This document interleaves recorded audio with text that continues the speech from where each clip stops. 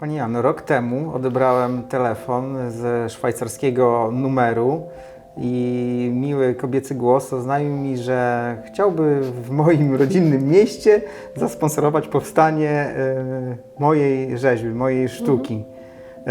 Z początku myślałem, że to jakiś żart. Ktoś znajomy mi tutaj robi psikusa, ale dzisiaj po w zasadzie już roku jesteśmy po podpisaniu umowy z miastem, między sobą i rzeczywiście rzeźba powstanie. A ja ciągle zadaję sobie pytanie, jaka była Pani motywacja? Po co? Dlaczego? Skąd ten pomysł?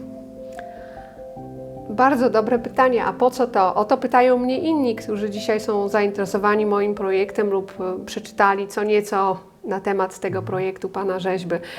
Mi się wydaje, że to odpowiedź na to pytanie jest bardzo prosta. Po co to? Po to, że czasami trzeba coś dać. Czasami trzeba coś dać innym. Czasami przychodzi taki moment w życiu człowieka, że trzeba się czymś podzielić. Ja dzielę się Pana rzeźbą z innymi, dlatego że jest ona piękna, że jest ona potrzebna, że mam nadzieję, że ona w jakiś sposób upiększy miasto, że doda coś miastu, po którym ludzie chodzą codziennie, że doda coś do tego miejsca, w którym będzie ustawiona tak jakby była jego częścią. W Białymstoku to taki przykład bez precedensu prywatnego inwestora, który ofiaruje miastu taką wartościową sztukę. Czy myśli Pani, że to stanie się jakimś przykładem? No ja mam taką ogromną nadzieję, że to się stanie przykładem, bo to powinno być może nie przykładem, ale początkiem jakiejś akcji, początkiem innego myślenia, początkiem motywowania innych, aby może zainteresowali się faktem dzielenia się czymś z innymi. My jako przedsiębiorcy, jako ludzie pracy, jako ludzie już dorośli, dojrzali, którym udało się przepracować tak wiele lat we własnym specyficznym biznesie, w końcu stwierdzamy, że jest jakiś taki moment w naszym życiu, kiedy chcemy się dzielić naszym doświadczeniem, a w tym doświadczeniu też jest forma dzielenia się czymś innym. Sztuka jest dla mnie dosyć obca, bo nie jestem artystą, nigdy nie byłam w biznesie artystycznym, nigdy nie sponsorowałam sztuki, nie podarowałam sztuki, nie zajmowałam się tak mocno sztuką, nie współpracowałam z artystami, ale mi się wydaje, że dla mnie samej jako osoby prywatnej to jest taka bardzo specyficzna journey, taka podróż, żeby może nauczyć się czego innego. I mi się wydaje, że może miasto Białystok lub osoby, które będą przechodzić obok tej rzeźby w Białymstoku, będą mieli z tego pożytek. Pożytek jakiś taki inny, pożytek osobisty, pożytek przyjrzenia się tej rzeźbie i może mieć możliwości usiąść przy niej, dotknąć ją i tak jakby pomyśleć na tym, co ja daję innym, co dają dla mnie inni. Pani Janno, na co dzień nie mieszka Pani w Białymstoku. Tu się Pani urodziła, wyjechała jako młoda osoba na studia, Holandia, Szwajcaria, a jednak zdecydowała Pani, że ta rzeźba stanie nie w Szwajcarii, równie dobrze mogłaby tam stanąć, a w Białymstoku. Czy spotkała się Pani też z takimi działaniami właśnie tam, gdzie Pani mieszka? Czy to jest też tam coś nowego? Czy jak to wygląda? Jakie są Pani doświadczenia? No ogólnie taki typowy, klasyczny mecenat sztuki, który istniał w dawnych czasach praktycznie, na dzień dzisiejszy w Holandii i w Szwajcarii, no bym powiedziała, też jest bardzo rzadki.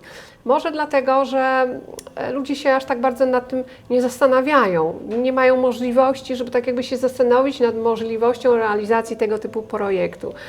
Dlaczego w Białymstoku? Białystok jest miastem mojego urodzenia, więc jest dla mnie miastem bliskim, chociaż nie mam w Białymstoku praktycznie dużej rodziny, ale to nie o to chodzi. To chodzi o to, że pewne korzenie, pewną pamięć o tym mieście człowiek zawsze nosi w sobie, nosi w sercu. I tak jakby w pewnym momencie ta myśl o ewentualnie podarowaniu rzeźby dla miasta, to była dla mnie bardzo decyzja łatwa do podjęcia. Dla jakiego miasta? Dla miasta mojego rodzenia, dla miasta, które znam, dla miasta, które lubię, dla miasta, które mi się podoba. Dla miasta, które jest bardzo ładne i też bardzo szybko się zmienia, więc tak jakby jeszcze, aby zdążyć, pomóc dla miasta się zmienić na jeszcze piękniejsze miasto, stąd ten pomysł, stąd ta idea. No teraz będzie Pani w tym mieście jednocześnie i w Szwajcarii obecna przez No tą raczej rzeźbę. tak, ale ja uważam, że to jest bardzo osobiste dla mnie, taki osobisty projekt. Może też projekt, który tak jakby pozostanie.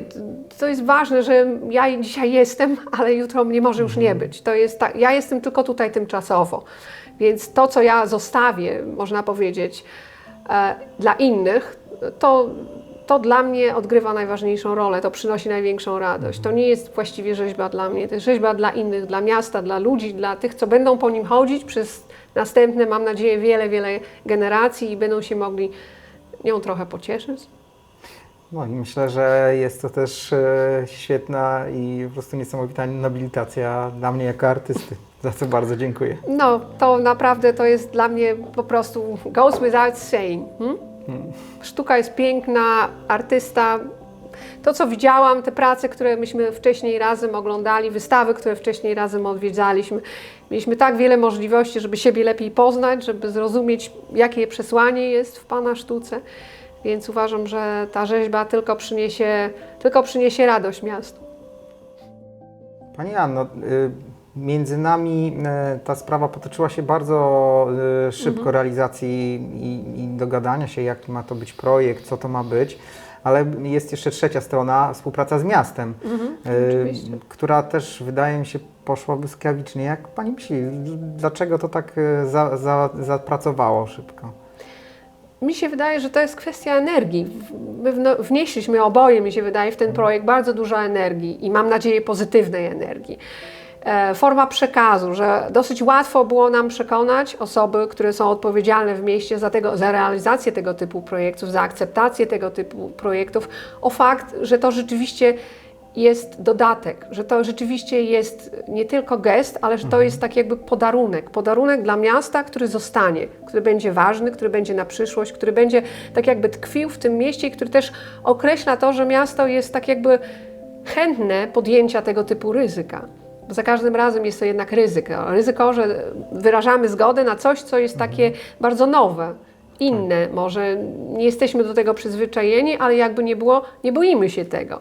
Jesteśmy otwarci na tego typu projekty. I może mieliśmy też dużo szczęścia. To też jest bardzo ważny aspekt w takim sukcesywnej realizacji tego typu projektów. To było też dla mnie takie bardzo miłe, że właśnie włodarze miasta pozytywnie odpowiedzieli na ten projekt.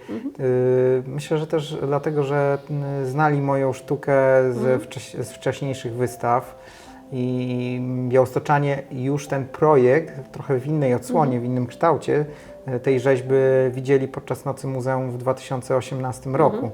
Więc ta rzeźba gdzieś symbolicznie zaistniała już w przestrzeni miejskiej, ale tylko w takim tymczasowym wymiarze. Teraz wpisze się w tą tkankę miejską na stałe. Tak, mi się wydaje, że wybraliśmy rzeźbę, która podobała się innym, która podobała się już wcześniej mieszkańcom, która tak jakby już nie jest dla nich obca, która jest pewnym ma element, nie wiem, element upiększający miasto, element dekoracyjny dla miasta, tym bardziej, że będzie to blisko Starego Miasta, Starówki miasta. Po prostu mi się wydaje, że to był dobry wybór. Dobry wybór, może dobre wybory rezultują w łatwiejszej akceptacji tego typu projektów. No tak, część jakby ta dekoracyjna jest estetyczna, jest na pierwszym planie, ale jako autor jestem bardzo ciekawy też może Pani interpretacji, czy też Pani wrażeń takich, jeśli chodzi o ideę tej rzeźby, co za nią stoi, konceptu samego. Może uchyli Pani rąbka swojego serca, jak Pani to w ogóle odczuwa? Mnie osobiście bardzo podoba się ta seria Sticky Pink, z tego względu, że przesłanie tej rzeźby jest przesłaniem, żeby ludzi zbliżyć do siebie, żeby ułatwić im możliwość zbliżenia się do siebie i tak jakby ułatwić im i nauczyć ich lepszego patrzenia na siebie, lepszej komunikacji pomiędzy sobą, żeby nie tylko młodszej, starszej generacji poprzez tą rzeźbę tak jakby umożliwić chwilę zastanowienia się nad tym, co to dla nas znaczy. Tym bardziej, że miejsce może, w którym ta rzeźba stanie, miejsce niedaleko Pałacu Ślubów, jest Tak, taką, tak. można powiedzieć, drogą, którą my wyruszamy, wchodząc w tą ulicę, w naszą przyszłość, o której jeszcze nic nie wiemy. Jest taką drogą, w którą budujemy zaufanie. Jeżeli nie mielibyśmy tego zaufania, nie weszliśmy nigdy w tą ulicę. Ta rzeźba, która będzie na początku tej ulicy, będzie może takim przystankiem, przy którym ludzie będą mogli się zatrzymać i pomyśleć chwilę nad tym, dokąd idą. Miejmy nadzieję, że żadna z par podążająca w stronę Pałacu Ślubów nie rozmyśli się.